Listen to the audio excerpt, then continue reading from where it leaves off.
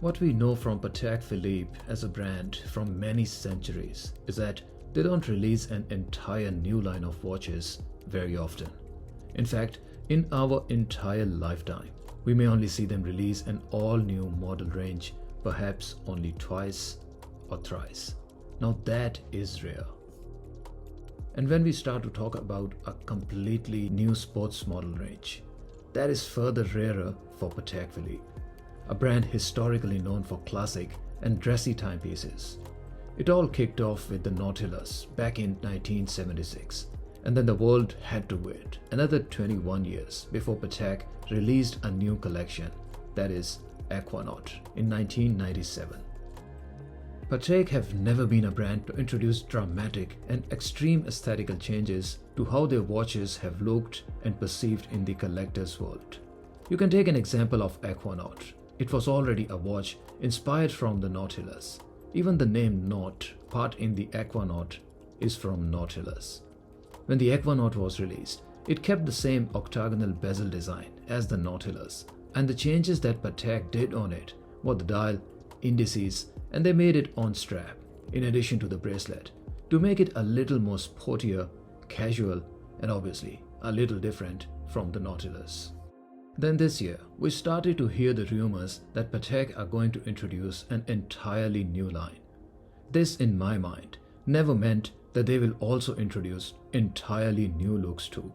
So keeping the same approach what has worked for the brand in the past so well, this time they've kept the same dial aside from the shape of it, same hour markers, same case construction, and also the same bracelet, but changed the case shape of the watch.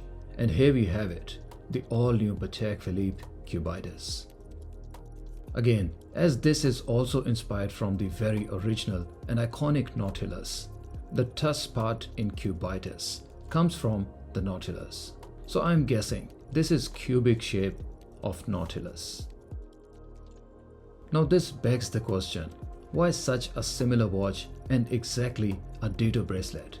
Well, that's, in my opinion, is a blessing in disguise. We all know, and I can tell you from experience, that the bracelet on the Nautilus is one of the very best, if not the best, in terms of fit, finish, and comfort. And it is iconic, signature to Patek, so why will not Patek use the same bracelet on another watch? I mean, we see Oyster bracelet on literally every Rolex sports model that the brand has to offer.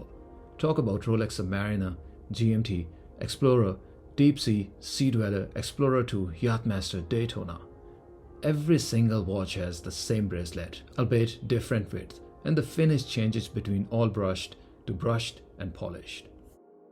Now we can use a similar example from Rolex dials as well. I mean, we know that the aesthetics and especially the dial layout, that is, indices and the hands for the Submariners, GMT, Deep Sea, Sea Dweller, and Yachtmaster are similar, if not identical.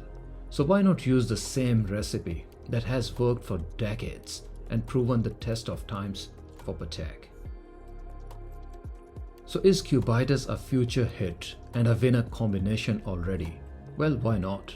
And where do I see its future value and collectability? Well, it's a Patek, and it already retails at what steel Nautilus used to retail at.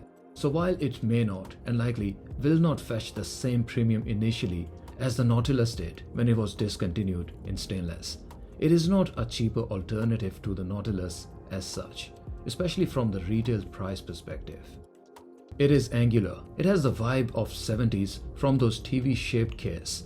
It has the iconic features of the Nautilus. And last but not the least, it is a Patek with the finest workmanship on the planet. Of course, it is a winner in the long haul. But does it also replace Nautilus? It obviously doesn't. At the very least, it will give you the Nautilus vibe and Patek experience on the wrist, but will explain to you why at the end of the day, you will still need a Nautilus on your wrist in addition to the Cubitus to know what it's all about.